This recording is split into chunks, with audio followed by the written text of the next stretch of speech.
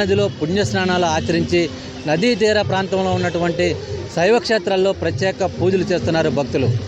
విజయవాడ ప్రకాశం బ్యారేజీ వద్ద ఉన్న దుర్గాఘాట్లో ఉదయం ఏకుజాము నుంచి కూడా భక్తులు పుణ్యస్నానాలు ఆచరించి అలాగే దీపారాధన చేస్తున్నటువంటి సందర్భం అయితే కూడా ఉంది. మన విజువల్స్లో కూడా చూసుకోవచ్చు. ఒక పక్క వర్షం పడుతున్నా మరో పక్క అటు పిల్లలు పెద్దలు అందరూ మహిళలు కూడా పెద్ద ఎత్తున అటు దీపారాధన చేస్తున్న సందర్భం అయితే కూడా మనం విజువల్స్లో చూడొచ్చు. ఒక పక్కన వర్షం వచ్చి దీపాలు కొండెక్కుతున్నప్పటికీ కూడా మరో పక్కన ఆ భక్తి భావాన్ని ఏమాత్రం తగ్గించుకోకుండా అటు అరటి దప్పులతో అటు దీపారాధన చేస్తే భక్తి భావాన్ని చాటుకున్న పరిస్థితి కూడా ఉంది. సుదూర ప్రాంతాల నుంచి కూడా అటు కృష్ణానది వద్దకు వచ్చి పుణ్యస్నానాలు ఆచరించి దగ్గరలో ఉన్నటువంటి విజయేశ్వర స్వామి ఆలయం, అలాగే వంటంలో ఉన్నటువంటి పాత శివాలయము, అలాగే దగ్గరలో ఉన్నటువంటి శైవక్షేత్రాల్లో ప్రత్యేకంగా భక్తులు పూజలు చేస్తూ అటు పరమేశ్వరునికి ఎంతో ప్రీతికరమైనటువంటి మహాన్యాసపూర్వక రుద్రాభిషేకాలు, అలాగే కోటి బిలవార్చన కార్యక్రమం లాంటివి కూడా పెద్ద ఎత్తున చేస్తున్న పరిస్థితి కూడా ఉంది.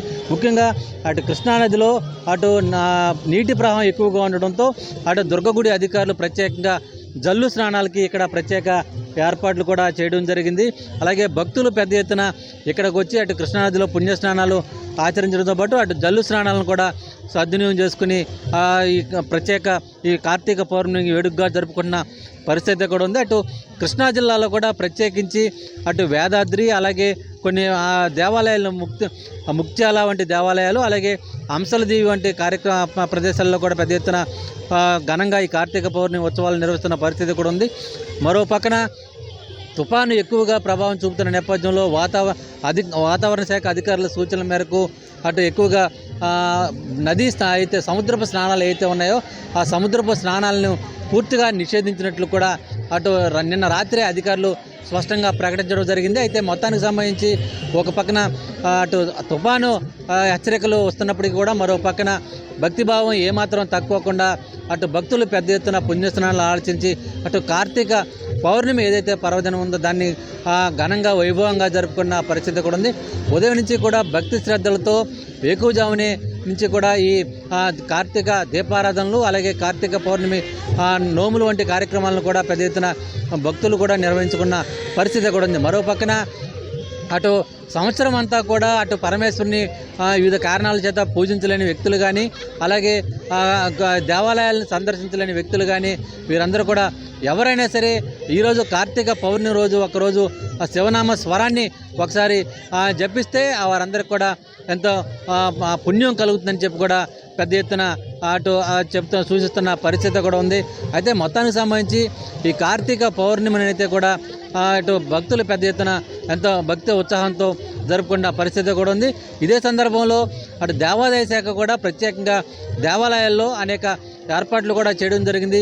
కార్తీక పౌర్ణమి సందర్భంగా శైవక్షేత్రాల్లో భక్తులు ఎక్కువగా పూజాకార్యం నిర్వహిస్తున్న నేపథ్యంలో భక్తులు వేలాదిగా తరలి వచ్చే భక్తులకు ఎటువంటి ఇబ్బందులు తలెత్తుకోకుండా పూర్తి స్థాయిలో అన్ని ఏర్పాట్లు చేయాలని చెప్పి కూడా ముందుగానే దేవాదాయ శాఖ ఉన్నతాధికారులు ఆయా దేవాలయాల ఎగ్జిక్యూటివ్ అధికారులకు సూచనలు ఇచ్చిన మేరకు విజయవాడ దుర్గగుడిలో కూడా అటు మల్లేశ్వర స్వామి ఆలయంలో కూడా ఈ కార్తీక మాసం ప్రత్యేకంగా పూజా కార్యక్రమం నిర్వహించడం జరుగుతుంది.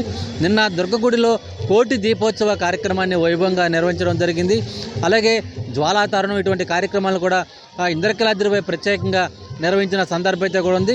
అలాగే మల్లేశ్వర స్వామి ఆలయంలో కోటి బిలవార్చన కార్యక్రమం, మహాన్యాస పూర్వక రుద్రాభిషేకం వంటి కార్యక్రమాలు కూడా ప్రత్యేకంగా నిర్వహిస్తున్న పరిస్థితి కూడా ఉంది. మరోవైపు భక్తులు ఎటువంటి ఇబ్బందులు తలెత్తుకోకుండా పూర్తి స్థాయిలో అన్ని చర్యలు తీసుకున్నట్లు కూడా దేవాదాయ శాఖ అధికారులు కూడా సూచించడం జరిగింది.